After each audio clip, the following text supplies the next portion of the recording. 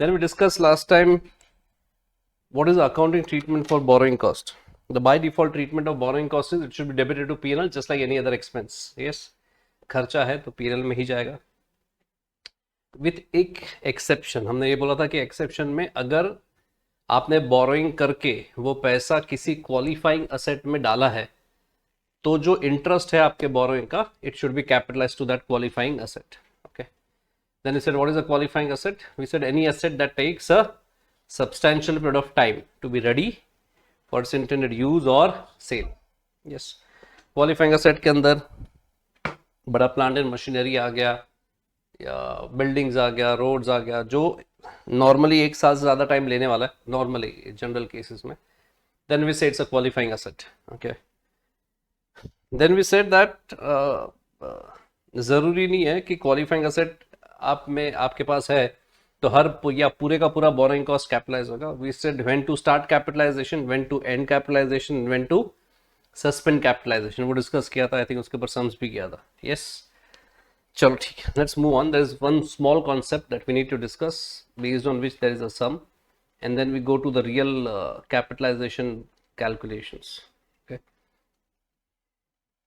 So let's take a small example कि भाई आप लोग एक बिल्डिंग कंस्ट्रक्ट कर रहे हो और वो बिल्डिंग ऑब्वियसली क्वालिफाइंग एसेट है. Okay, let's see you are constructing a building.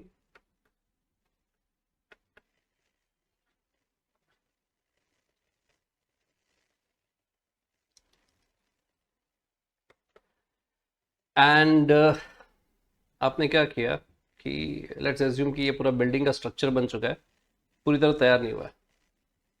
आपने इसमें जो लगने वाला लिफ्ट था वो आपने खरीदा और इंस्टॉल कर दिया. यस, बिल्डिंग का कंस्ट्रक्शन अब तक पूरा नहीं हुआ है पर आपने लिफ्ट लगा दिया है. लिफ्ट जा रहा है, मस्त ऊपर जा रहा है, नीचे आ रहा है, वर्कर्स लोग यूज कर रहे हैं. यस, अब सवाल उठता ही है कि is this lift ready for its intended use?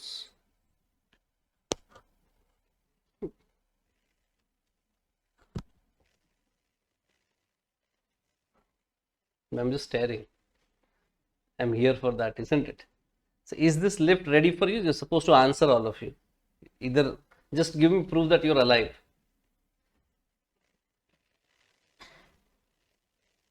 Sir ये लिफ्ट अगर बिल्डिंग का पार्ट ही है वो लोग उसमें रहने को आने के बाद ये लिफ्ट यूज करने वाले. Obviously yes. वो सीमेंट लेके जाने वाला वो पुली को मैं बात नहीं कर रहा हूँ, मैंने लिफ्ट बोला, एलिवेटर.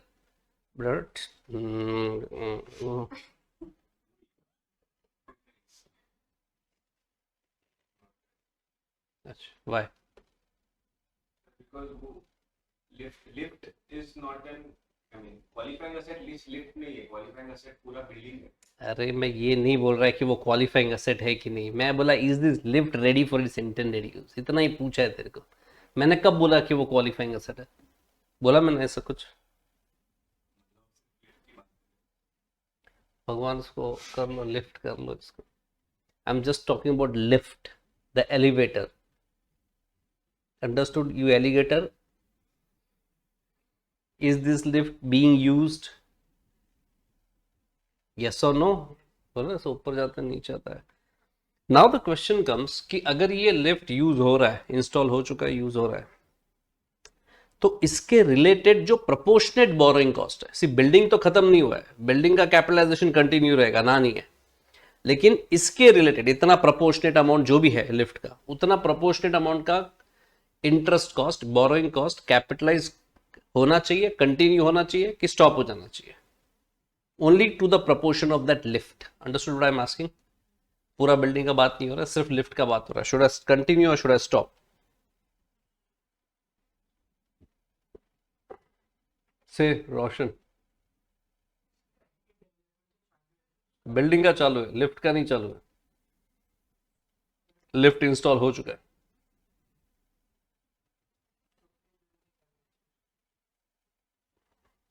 ओके, बोलो and talk clearly to the point.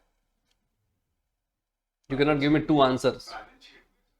Balance sheet is not a concern right now. Just tell me whether the... Okay. Balance sheet में बिल्डिंग और लिफ्ट अलग अलग assets क्या लगता है तेरे को? तो फिर you understood what you said? Proportionality तो होएगा ही, ऑब्वियसली यस होगा. Question is should I continue और शुड आई स्टॉप?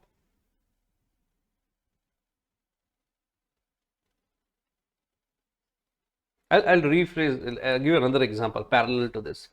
तुझे 3 टावर 25-25 माले का 3 टावर बनाने का कॉन्ट्रैक्ट मिला है. एक टावर रेडी हो चुका है, बाकी 2 का काम चालू है. Will you continue capitalising this towers borrowing cost?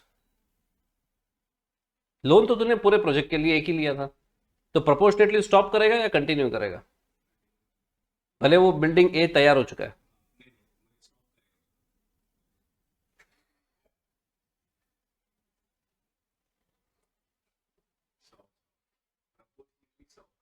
See, the answer is very clear. It is black and white. It is black or white. There is no gray. So tell me properly. Proportionally stop, right? So again, you broke the same loan into 3 parts, and now you're asking me to stop at one point. So the same logic I'm applying to lift and the building proportionately. I hope now it is clear. Forget about what is there in the balance sheet. Yeah, I am stopping.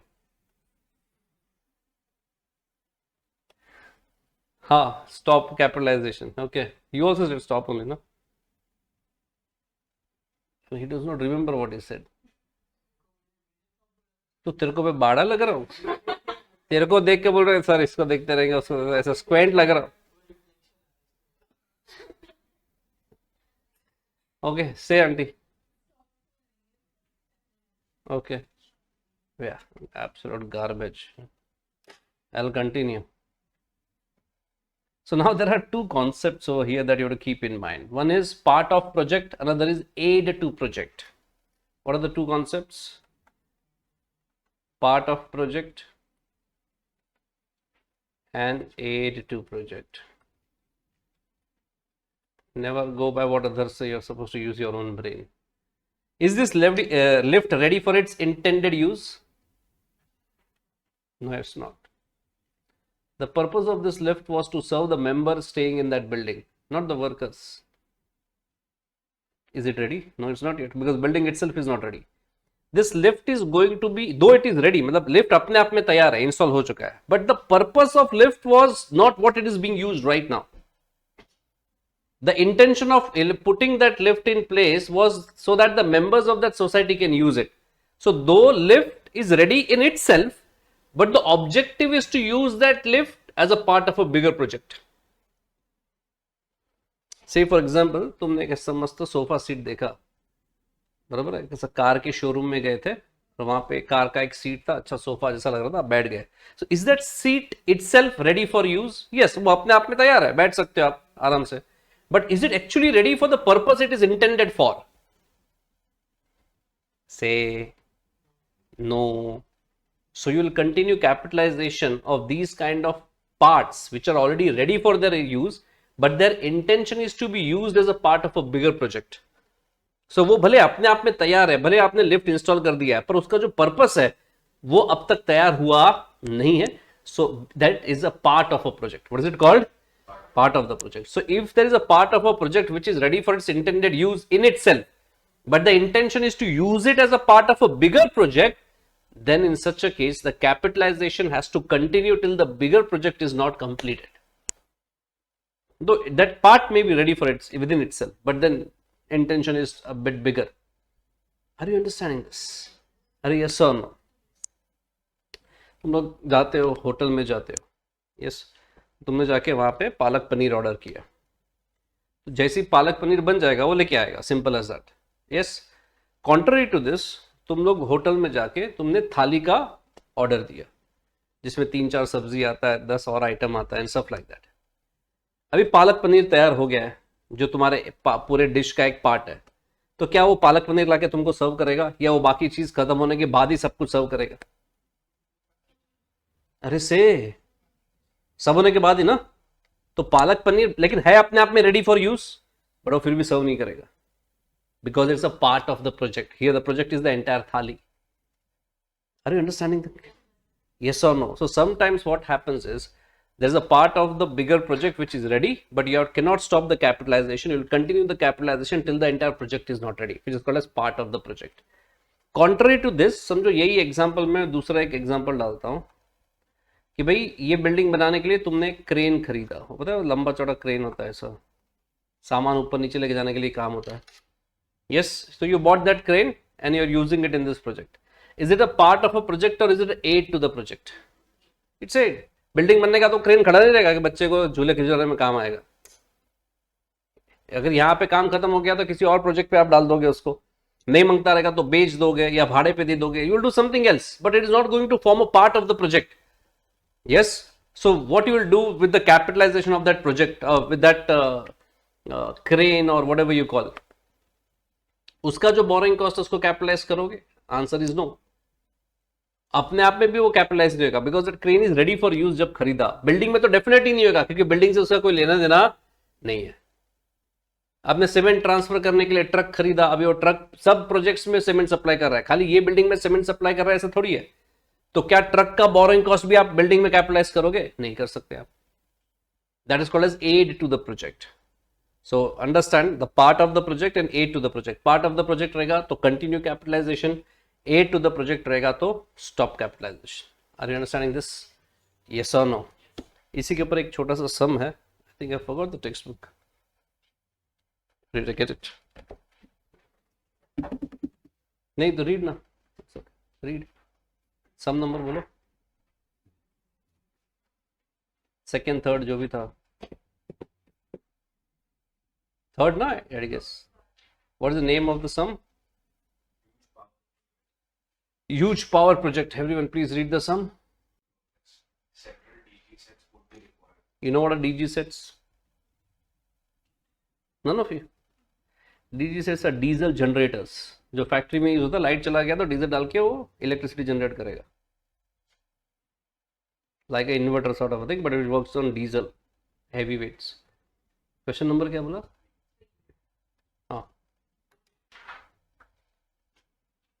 Is it a part of the project or is it an aid to the project?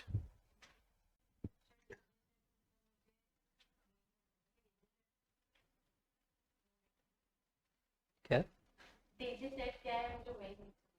एक part है जिससे electric machine है जिससे electricity पैदा किया जाता है.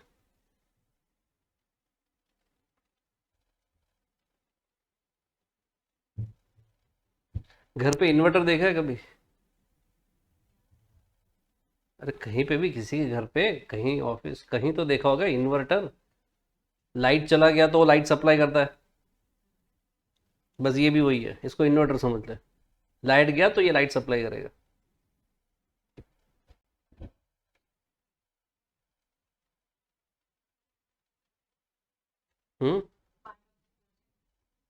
There's no guesswork. You have to explain me how.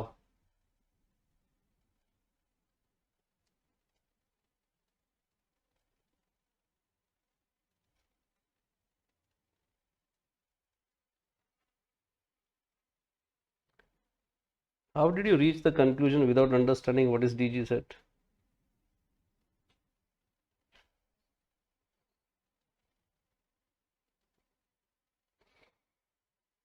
Yeah, Mr. Roshan, make it fast.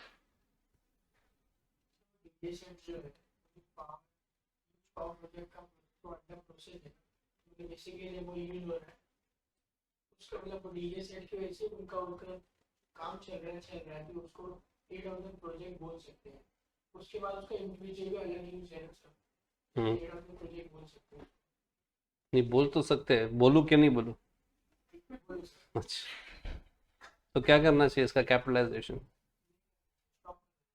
Okay बोलिए. लास्ट है तो लास्ट है. पार्ट ऑफ द प्रोजेक्ट क्योंकि उसमें मतलब लिखा है कि कमेंस होगा जब एंटायर मतलब entire power project is commence part of the project हो सकता है.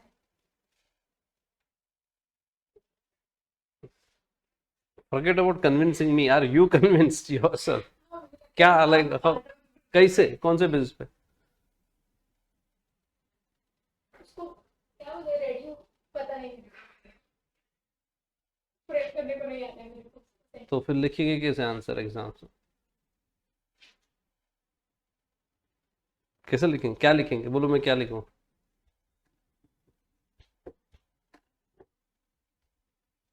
बोलिए mister Atharva. But Roshan says other way around. Roshan has a different opinion. Convince Roshan.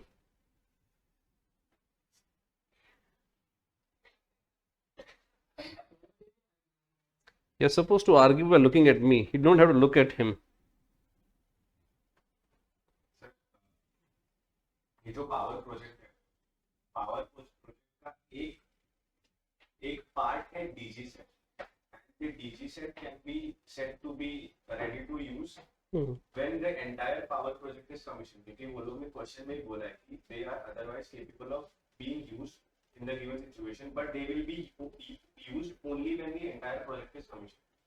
So until the entire project is commissioned, वो use तो नहीं कर सकते individually. I mean use कर वो ready to use नहीं है पूरा. Read. You would like to say something? Getting completeness. So they will be used only when the entire project is commissioned. Hmm. So unless and until the entire project is not commissioned, it is not ready for its intended use. The power project is the power project का use होने वाला है, not individually separate DG sets. I mean DG sets. Now, individual भी उसको अलग से use कर सकते हो, पर वो कर नहीं रहे. कर सकते हो, उधर बोल रहा है तो they are otherwise capable of being used. Aid to use नहीं है, ये पावर प्रोजेक्ट बनाने के लिए डीजी सेट्स नहीं चाहिए. पावर प्रोजेक्ट्स काम करने के लिए डीजी सेट्स चाहिए. अभी जैसे वो क्रेन का एग्जांपल था, तो वो क्रेन वो सीमेंट वगैरह थर्ड फ्लोर तक लेके जाने के लिए, बट वो क्रेन का नहीं है, लिफ्ट का बात हो रहा है. तो बिल्डिंग आई मीन पैसेंजर जो मतलब जो भी है वो थर्ड फ्लोर तक जाने के लिए वो लोग के लिए एग्जांपल देता तो जो कंस्ट्रक्शन चल रहा है उसके लिए यूज करने पड़ रहा है, उसके बाद इसका अलग से यूज हो सकता है ना. तो बिल्डिंग तैयार भी हो जाएगी, उसके बाद भी उसका अलग यूज हो सकता है ना. तो पार्ट ऑफ द स्टडी मतलब बेसिकली उसी के लिए होना चाहिए वैसा.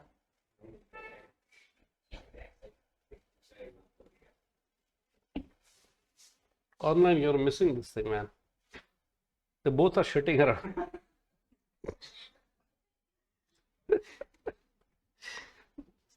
Atharva does not know what he is trying to say, and Roshan has no clue how to fight back. And I'm enjoying it. Yeah, it is a part of the project. You have to continue capitalization because the sum is very clearly stating, though they have an independent use, they will be used only once the power project is completed. There is just a lift in our example. They can be used, but the intention is not to be used independently. Somehow no one speaks about, I'm stressing on the word intention. No one uses that in their answer. Brilliant. Let's ignore the sir. Yeah.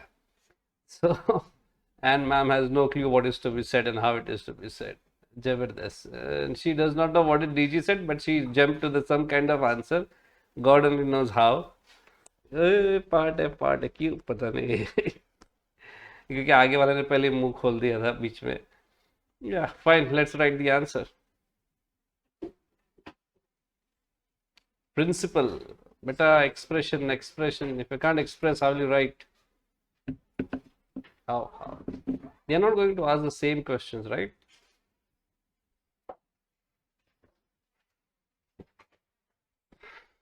Okay, right on.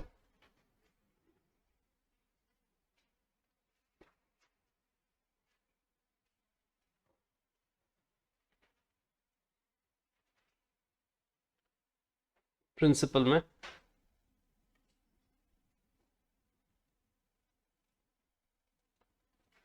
if any asset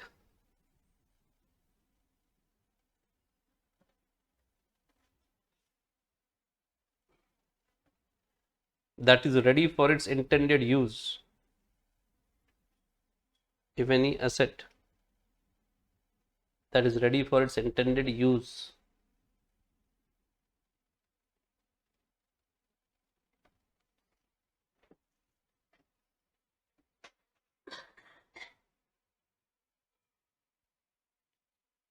is going to be used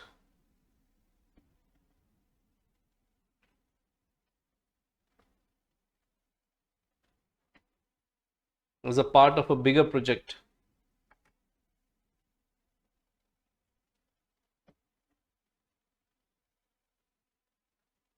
That is, there is no intention to use the asset independently. That is, there is no intention to use the asset independently.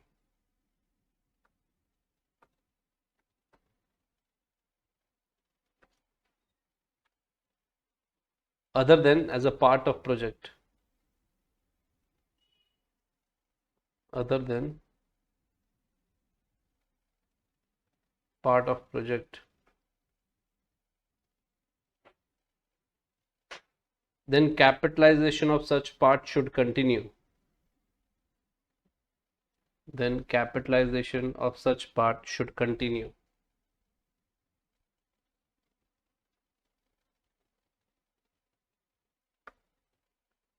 Till the entire project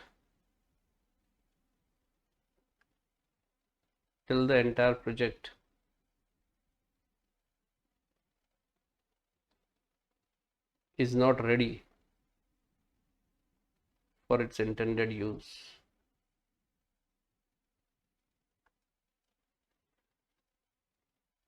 Till the entire project is not ready for its intended use.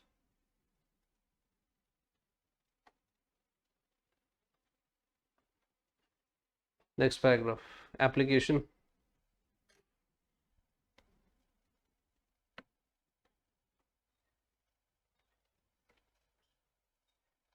Though the DG set, DG का full form होता है diesel generators बोला जाता है उसको. Seriously, never heard? अभी ऐसे भी थोड़ा कम हो गया है with inverters and everything. Previously अभी भी फैक्ट्रीज में लगता है जहाँ पे मशीन्स को चलाने का रहेगा. They use DG set. ऐसा देखा रहेगा मशीन खींचते हैं. That is a DG set. हाँ. Right. Fine. तो क्या लिखा last? Are capable of being used independently. Are capable of being used independently.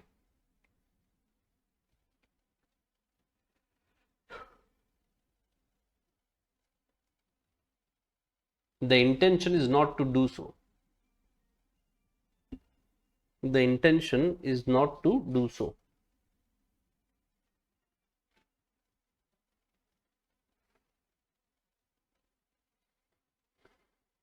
They are to be used as a part of the bigger power project. They are to be used as a part of bigger power project.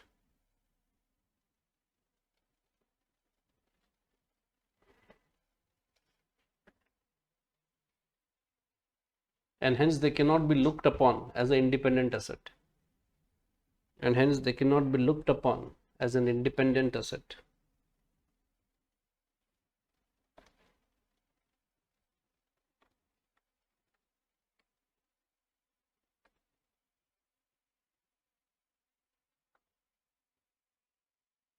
Accordingly,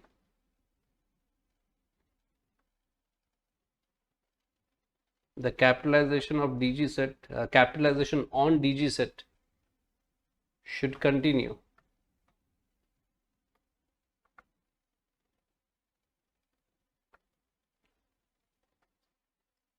till the entire power project is not ready.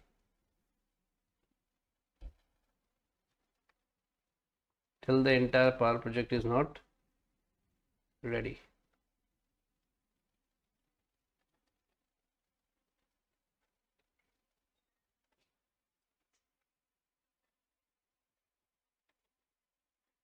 After learning all these things, we get into the heart of the standard.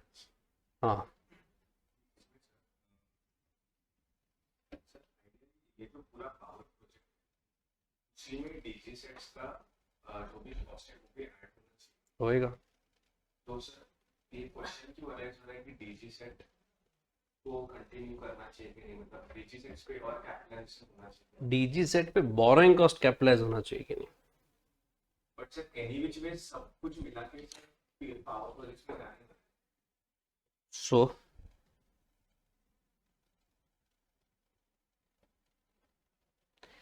You just looking at one example, let's say वो 3 tower वाला example वापस लेते हैं, उसमें तूने loan एक ही लिया है और प्रोजेक्ट भी एक ही है, बट तू कैपिटलाइज करेगा क्या once that one part is ready for its intended use? You won't. You'll stop capitalization because that part is ready. It has its own independent use. It can be used, but they will stop. Project एक है, पर वहां पे ऐसा है कि वो asset अपने आप में तैयार है और उसका इंटेंशन जो है वो भी उसको अपने आप में यूज करने का था, इसलिए वो रुक जाएगा. So don't look at it how it will look in the balance sheet. Probably balance sheet में अभी भी 3 टावर को तुम लोग एक ही प्रोजेक्ट मान के चलोगे, एक ही एसेट बताओगे, लेकिन उस पर कितना अमाउंट कैपिटलाइज होना चाहिए और कितना पीएल में जाना चाहिए वो तेरे को पार्ट पार्ट में देख के समझना के करना पड़ेगा. क्रेन वाला एग्जांपल ले ले, हमने क्रेन खरीदा, it was a aid to the project, लेकिन अगर वो 6 महीना यहाँ पे रहता है तो 6 महीने का डेप्री या 6 महीने का रेंट जो भी रहेगा, you will have to capitalise that much only. If it is not a part of it, if it's a aid, still that much time what is spending on the project that will be capitalise ना, वो तो तू करेगा. तो don't look at it how it will be looked in the balance sheet.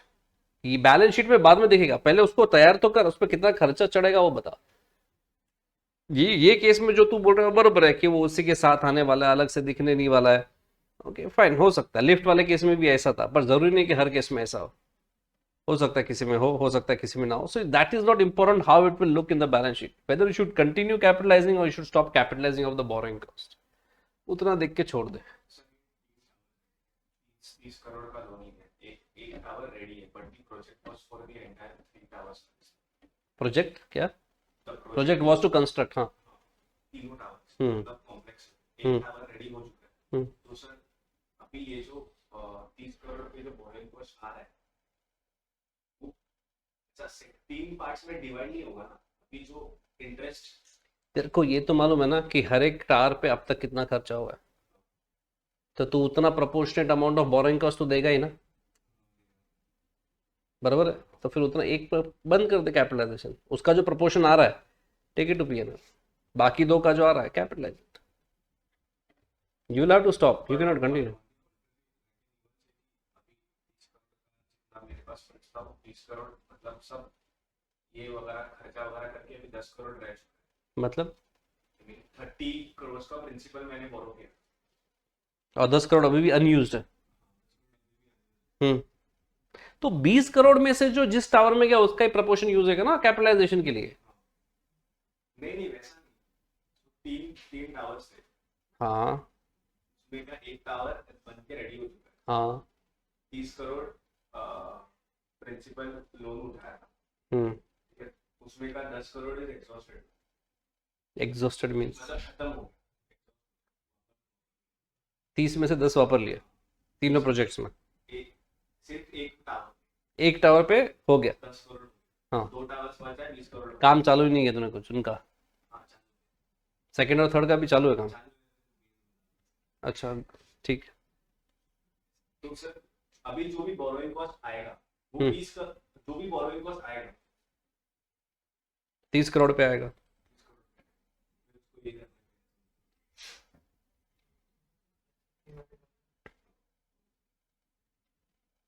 हो गया. चलो, after doing all those things the last thing to be understood is how much to capitalise. अब तक यही देखा कब कैपिटलाइज करेंगे, किस पे कैपिटलाइज करेंगे, कब रुकेंगे, पर कितना कैपिटलाइज करना वो अब तक देखा नहीं. This is the heart of the standard. Okay चलिए, so let's get into the measurement part. Measurement part के लिए या कितना कैपिटलाइज होना चाहिए उसके लिए अपने को जितने भी बोरोइंग्स है उसको 2 पार्ट में डिवाइड करना पड़ेगा. किसको डिवाइड करना पड़ेगा? borrowings. So there are 2 types of borrowings. We say specific. तो पढ़ के आएगा घर से.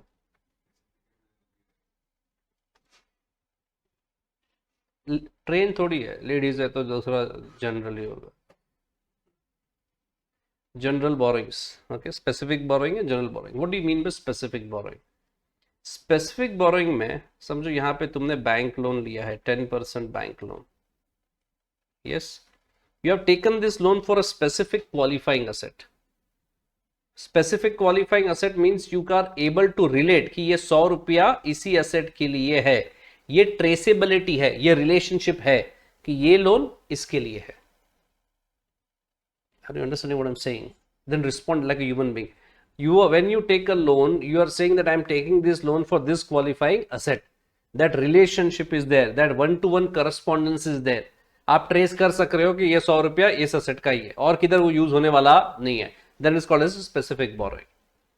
Specific borrowing अगर रहेगा तो capitalization is very simple. How will you do the capitalization? The borrowing cost. In fact, what is the amount to be capitalized? Amount to be capitalized is actual borrowing cost incurred. क्यों? क्योंकि जो भी आप खर्चा कर रहे हो आपको मालूम है ना कौन से असेट के लिए है, उसका पैसा किधर जाके अटका है. Then just capitalize whatever the actual borrowing cost incurred. कुछ और करने का जरूरत नहीं है.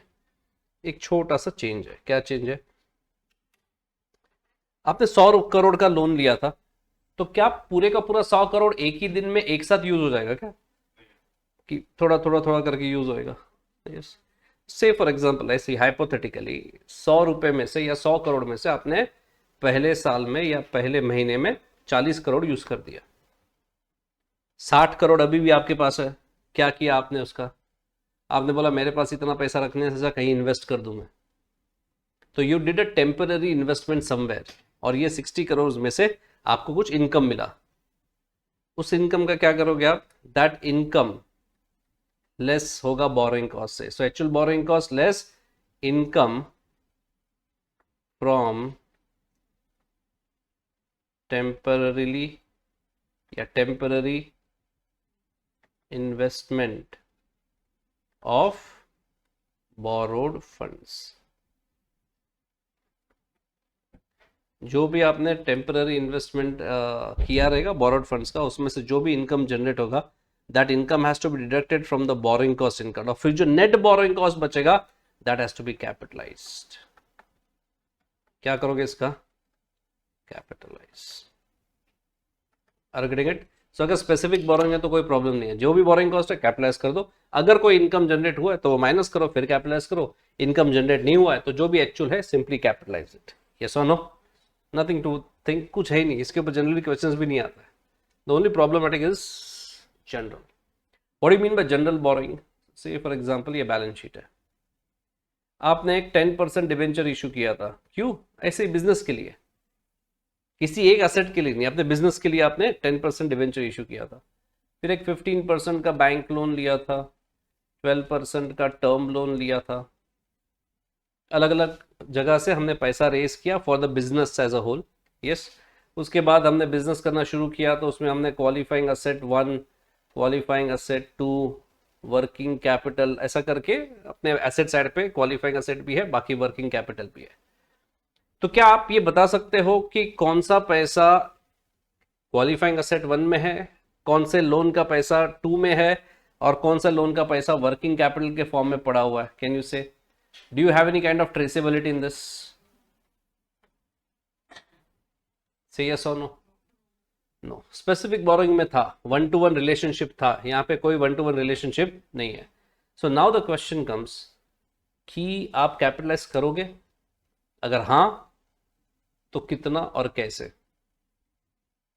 क्योंकि आपको ये नहीं पता किस बोरोइंग का कितना पैसा किस असेट में कितने पीरियड के लिए ब्लॉक्ड है. You don't know anything because all of them are general borrowing. They are not specific borrowings. Then how will you do the capitalization? तो लॉजिकली स्पीकिंग तो आपको कुछ कैपिटलाइज करना ही नहीं चाहिए क्योंकि आपको पता ही नहीं है कौन सा पैसा किधर ब्लॉक्ड है. लेकिन इंस्टीट्यूट क्या बोलता है? कौन सा इंस्टीट्यूट? सीए का इंस्टीट्यूट जो स्टैंडर्ड्स बनाता है. ओके. या एएसबी समझ लो, अकाउंटिंग स्टैंडर्ड बोर्ड जो है वो क्या बोलता है कि नहीं ऐसा नहीं चलेगा. आप कुछ भी कैपिटलाइज नहीं करोगे ये नहीं चलेगा. अगर आप ये कैलकुलेट नहीं कर पा रहे हो कि कितना कैपिटलाइजेशन होना चाहिए तो कुछ जुगाड़ लगाएंगे. We will create a methodology whereby we will be, assuming certain things and doing the capitalization. Why such a assumption? ऐसा जुगाड़ क्यों लगेगा? क्योंकि it is better to do something rather than not doing anything at all. आप ये argument देके capitalisation रोक मत दो saying that इसका मेजरमेंट डिफिकल्ट है, पॉसिबल ही नहीं है, ट्रेसेबिलिटी नहीं है. नहीं है ट्रेसेबल, चलेगा. एक नया मेथोडोलॉजी निकालो जो सब लोग यूज करेंगे. तो सबका फाइनेंशियल स्टेटमेंट में वही जुगाड़ लगने वाला है तो कंपेरेबिलिटी तो रहेगा. फिर भी ऐसा तो नहीं है कि एक नहीं कर रहा है, दूसरा अपना मेथड कर रहा है, तीसरा अपना मेथड कर रहा है. या कोई भी नहीं कर रहा है, नहीं कोई भी नहीं करेगा नहीं चलेगा, करो सब लोग एक ही मेथड से करो.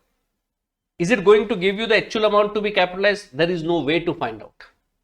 इसलिए basically what I am trying to say is, ये अभी जो सीखेंगे वो जुगाड़ है, लेकिन पूरे स्टैंडर्ड का सोल यही है कि ये कैपिटलाइजेशन कैसे करने का. I give you the general idea and then once you get into the sum you will understand it better. Simple logic क्या लगाने का पता है इसमें? क्या हो गया? You want to say something? Say. No, say.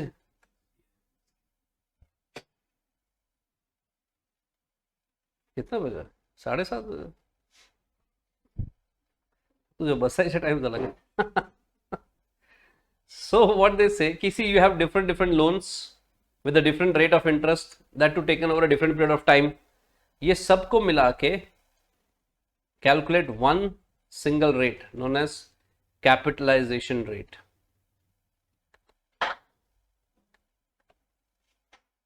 कौन सा रेट निकालो?